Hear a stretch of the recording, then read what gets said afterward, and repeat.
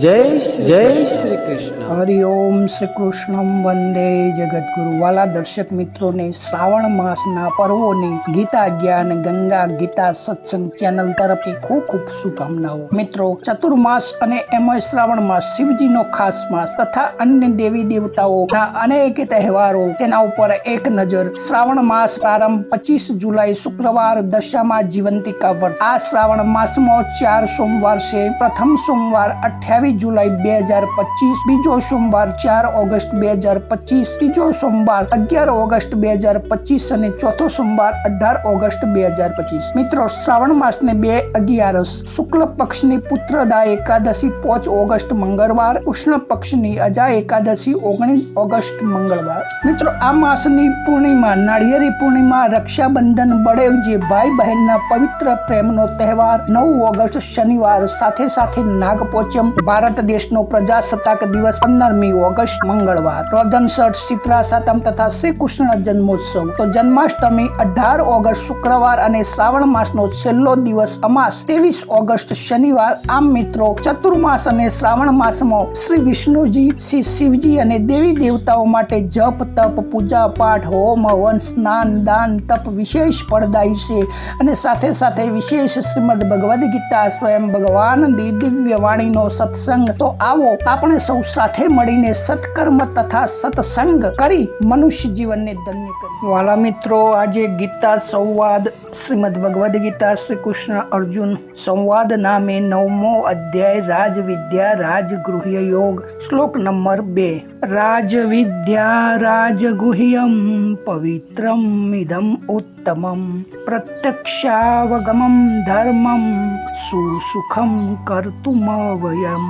આ વિજ્ઞાન સહિત જ્ઞાન, બધી જ વિદ્યાઓનો રાજા, બધા જ રહસ્યોનો રાજા, અતિ પવિત્ર, અતિ ઉત્તમ, પ્રત્યક્ષ ફળ અને પ્રમાણ વાળું ધર્મયુક્ત સાધન કરવામાં બહુ જ સુગમ અને અવિનાશ. મિત્રો, આપણે પહેલા શ્લોકમાં જોઈ ગયા કે રાજવિદ્યા રાજગુહ્ય અધ્યાયનો અર્થ. હવે આ શ્લોકમાં ભગવાન રાજવિદ્યા રાજગૃહ્યમ પવિત્રમ ઇદમ ઉત્તમમ પ્રત્યક્ષાવગમમ ધર્મ સુસુખમ કરતું હોય કે આ વિજ્ઞાન સહિત જ્ઞાન સઘળી વિદ્યાઓનો રાજા છે. કેમ કે તેને સારી રીતે જાણી લીધા પછી બીજું કશું જ જાણવાનું બાકી રહે. તો ભગવાને 7મા અધ્યાયના આરંભમાં કહ્યું કે મારા સમગ્ર સ્વરૂપને જાણ્યા પછી જાણવાનું કંઈ બાકી રહેતું નથી. 15મા અધ્યાયના અંતમાં પણ કહ્યું કે જે અસમૂઢ એટલે કે જ્ઞાની પુરુષ મને ક્ષરથી અતિ અને અક્ષરથી ઉત્તમ જાણે છે તે સર્વ વેતા થઈ જાય છે. અર્થાત તેને માટે જાણવાનું કશું જ બાકી રહેતું નથી. તેનાથી એવું માલુમ પડે છે કે ભગવાનના સગુણ અને નિર્ગુણ, સાકાર નિરાકાર, વ્યક્ત અવ્યક્ત વગેરે જેટલા પણ સ્વરૂપ ભગવાનના સગુણ સાકાર સ્વરૂપનો બહુ જ વિશેષ મહિમા છે. રાજગુહ્યમ એટલે કે સંસારમાં રહસ્યની જેટલી પણ ગુપ્ત વાતો છે, ગુપ્ત વિદ્યાઓ છે, તે બધી જ વિદ્યાઓ, બધી જ વાતો, બધી જ માહિતીનો આ ભંડાર છે અને બધી જ વાતોનો આ રાજા છે. કેમ કે સંસારમાં આનાથી બીજી મોટી કોઈ રહસ્યની વાત છે જ નહીં. જેવી રીતે નાટકમાં બધાની સામે પાઠ ભજવતો કોઈ પણ કલાકાર, કોઈ પણ વ્યક્તિ, કોઈ પણ વિદૂષક પોતાનો અસલી પરિચય જો જનમાનસને, દર્શકોને આપી દે તો તેનો પરિચય આપવો એ વિશેષ ગોપનીય વાત થઈ. કારણ કે નાટકમાં તે જે પાત્ર ભજવી રહ્યો છે, જે અલગ અલગ પાત્રોનો અભિનય દ્વારા એ પાત્રની અભિવ્યક્તિ વ્યક્ત કરી રહ્યો છે, તેનાથી પોતાના અસલી રૂપને છુપાવી રાખે છે. એવી જ રીતે ભગવાન જ્યારે મનુષ્ય રૂપમાં લીલા કરે છે ત્યારે અભક્ત લોકો એમને મનુષ્ય માની એમની અવજ્ઞા કરે છે. તેથી ભગવાન તેમની સામે પોતાની જાતને પ્રગટ કરતા નથી. પરંતુ જે ભગવાનના ખાસ વાલા ભક્તો છે તેમની સામે ભગવાન પોતાની જાતને સ્વયં પ્રગટ કરી દેશે. જેવી રીતે અર્જુનની સામે પોતાને પૂર્ણ રીતે વ્યક્ત કરે છે ભગવાન, આવી જ રીતે પોતાની જાતને પ્રગટ કરી દેવી એ જ અત્યંત ગોપનીય વાત છે. દાખલા તરીકે આપણે આપણા મિત્ર અથવા પ્રેસી આગળ હૃદયના દરેક ભાવ આપણે ખુલ્લા કરી દઈએ છીએ અને હૃદયને હળવું કરી દઈએ છીએ. કારણ કે એ આપણું પ્રિય પાત્ર સાથે સાથે વિશ્વ વિશ્વાસુ પાત્ર છે? તો મિત્રો પવિત્રમ ઇમિદમ, આ વિદ્યા સામાન્ય રીતે પવિત્ર કરનારી બીજી કોઈ વિદ્યા આનાથી વિશેષ છે જ નહીં. અર્થાત આ વિદ્યા પવિત્રતાની પણ અંતિમ સીમા છે. આ વિદ્યાનું જો આચરણ કરવામાં આવે ને તો મિત્રો પાપીમાંથી પાપી, દુરાચારીમાંથી દુરાચારી પણ આ વિદ્યાથી બહુ જ જલ્દી ધર્માત્મા થઈ જાય છે. ભગવદ્ ગીતામાં કહે છે, અર્થાત પવિત્ર બની જાય છે અને શાશ્વત શાંતિને પ્રાપ્ત કરે છે. અધ્યાય 9મો શ્લોક 1. 10મા અધ્યાયમાં અર્જુન ભગવાનને પરમ પવિત્ર કહ્યા કે પવિત્રમ પરમ ભગવાન, અને ચોથા અધ્યાયમાં ભગવાને જ્ઞાનને પવિત્ર કહ્યું. નહીં જ્ઞાનમ સદસ્યમ પવિત્રમ હિ વિદ્યતે. અધ્યાય 4 શ્લોક 38. અને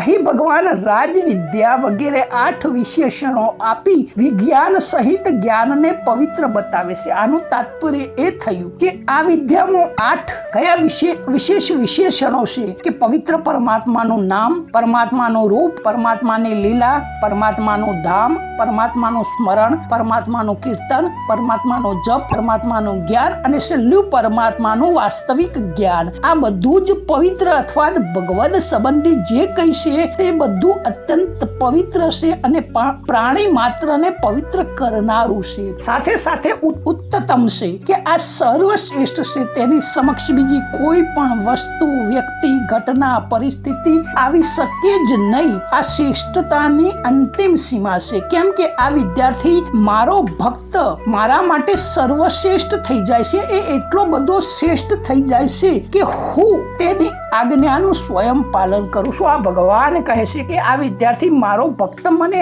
ઓળખી લે છે અને ઓળખી લેવાથી મારો ભક્ત મારા માટે પ્રિય થઈ જાય છે. અને પ્રિય વ્યક્તિ સર્વશ્રેષ્ઠ હોય તો કોઈ ઊંચ નીચુનો ભેદભાવ હોય નહીં કે પેલો મોટો ને હું મોટો. એટલે ભગવાન સ્વયં કહે છે કે આ વિદ્યાર્થી મારો ભક્ત સર્વશ્રેષ્ઠ થઈ જાય છે અને એ એટલો બધો શ્રેષ્ઠ થઈ જાય છે કે હું પણ તેની આજ્ઞાનું પાલન કરું છું. તો મિત્રો આ વિજ્ઞાન સહિત જ્ઞાનને જાણીને જે મનુષ્યનો અનુભવ કરી લે તેને માટે ભગવાન કહે છે કે તેઓ મારામાં છે ને હું તેઓ માં મય તે શું ચાપ્યહમ.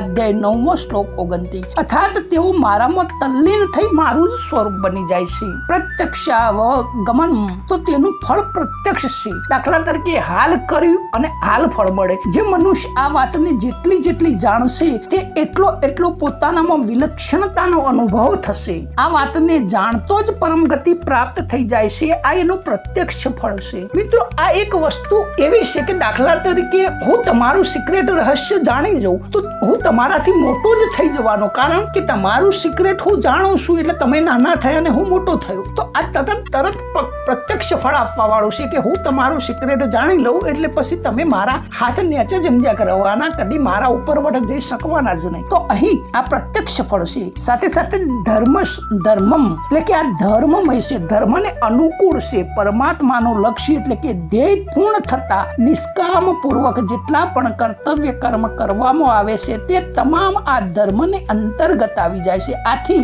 આ વિજ્ઞાન સહિત જ્ઞાન બધા જ ધર્મોથી પરિપૂર્ણ છે. બીજા અધ્યાયમાં ભગવાને અર્જુનને કહ્યું કે આ ધર્મ યુદ્ધ સિવાય ક્ષત્રિય માટે બીજું કોઈ શ્રેયકર સાધન નથી. ધર્માદિ યુદ્ધ છે ક્ષત્રિય ન વિદ્યતે. અધ્યાય 2 શ્લોક 31. આનાથી શેરું એ સિદ્ધ થાય છે કે પોતપોતાના વર્ણ આશ્રમ અનુસાર શાસ્ત્ર સંમત, શાસ્ત્ર વિહિત જેટલા પણ કર્તવ્ય કર્મ છે તે બધા જ ધર્મ છે. તેના સિવાય ભગવત પ્રાપ્તિના પણ જેટલા સાધનો છે અને ભક્તના જેટલા પણ લક્ષણો છે તે બધાનું નામ ભગવાને ધર્મામૃત રાખ્યું છે. ગીતા અધ્યાય 12મો શ્લોક 20. અર્થાત તે બધા ભગવત પ્રાપ્તિ કરવા વાળા હોય, ભગવત પ્રાપ્તિમાં મદદરૂપ કરવા વાળા હોય, બધા ધર્મમય છે. પછી અવયયમ, તો તેનો કદી કિંચિત પણ કર્મ કમી નથી આવતી, એટલા માટે તે અવિનાશી છે. ભગવાને પોતાના ભક્ત માટે પણ કહ્યું છે કે મારા ભક્તોનો વિનાશ એટલે કે પતન થતું નથી. અધ્યાય 9મો શ્લોક 31. નમે ભક્ત પ્રણશ્યતિ. પછી છેલ્લો શબ્દ છે કર્તુમ સુખમ, કે આ આચરવામાં એકદમ સુખરૂપ છે, સુલભ છે. કારણ કે પત્રમ પુષ્પમ ફલમ તો એ જે આપે ભક્તિથી તમે ભગવાનને તમે ગમે તે અર્પણ કરો, ભગવાન ખુશ થઈ જાય છે. પત્ર, પુષ્પમ, ફલ, જલ વગેરે પદાર્થો ભગવાન નાશે અને ભગવાનના માનીને ભગવાનને અર્પણ કરવા એ કેટલું સુગમ છે. કારણ કે મારું કશું નથી અને મારે જેનું છે એને પરત કરવાનું છે. તો આ પદાર્થોને પોતાના માનીને ભગવાનને આપવાથી પણ ભગવાન તે પદાર્થોને અનંત ગણા કરીને પાછા આપે છે અને તેમને ભગવાનના જ માની ભગવાનને અર્પણ કરવાથી તો ભગવાન પ્રસન્ન થઈ જાય છે. મિત્રો, આપણે સામાન્ય રીતે જાણીએ છીએ કે આપણે કોઈ પણ વ્રત, ઉપવાસ, યજ્ઞ, યાગ, હોમ, હવન, સ્નાન, તપ, જપ, તપ કરીએ છીએ તો આપણે એ આશા રાખીએ છીએ કે આનું મને અનંત ગણું ફળ મળે. તો ભગવાન આનું અનંત ગણું ફળ આપે છે. તો જો ભગવાનનું જ માની ભગવાનને અર્પણ કરવામાં આવે તો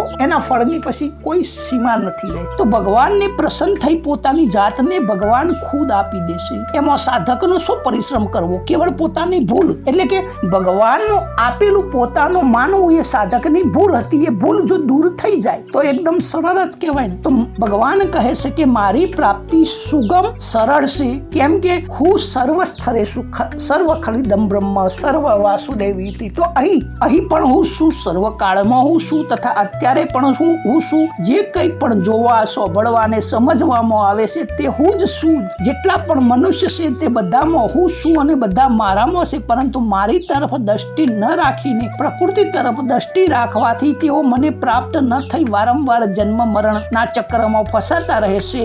જો તેઓ થોડુંક પણ મારી તરફ ધ્યાન આપે તો તેમનો મારી અવલૌકિક અને વિલક્ષણતાનો અનુભવ આપોઆપ થઈ જાય છે. કારણ કે પ્રકૃતિ સાથે તેમનો સંબંધ છે જ નહીં, તેમની માન્યતાનો સંબંધ છે અને એ માન્યતાનો સંબંધ એ જાણીને છોડી દે તો ભગવાનની સાથે તેમનો પોતાનો ઘનિષ્ઠ સંબંધ આપોઆપ સિદ્ધ થઈ જાય છે. તો આમાં કશું કરવાનું જ નથી અને અનુભવ થઈ જાય છે. તો મિત્રો, ટૂંકમાં કર્મયોગ તથા રાજયોગ એ રાજવિદ્યા છે અને ભક્તિ યોગ એ રાજગૃહ્ય છે. આ જ અધ્યાયના 5મા અને 4થા અને 5મા શ્લોકમાં રાજવિદ્યાની અને 34મા શ્લોકમાં રાજગૃહ્યની વાત વિશેષ રૂપે કહેવામાં આવી છે કે પ્રત્યક્ષાવગમન.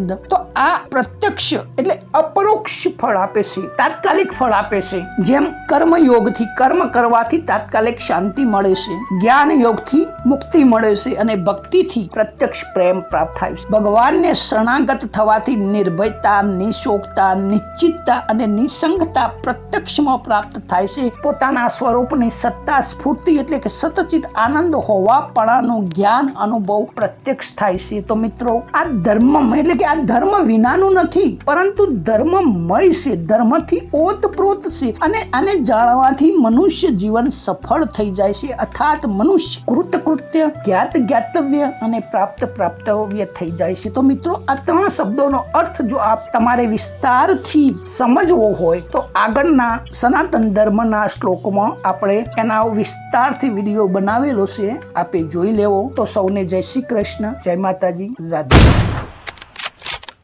જય શ્રી કૃષ્ણ.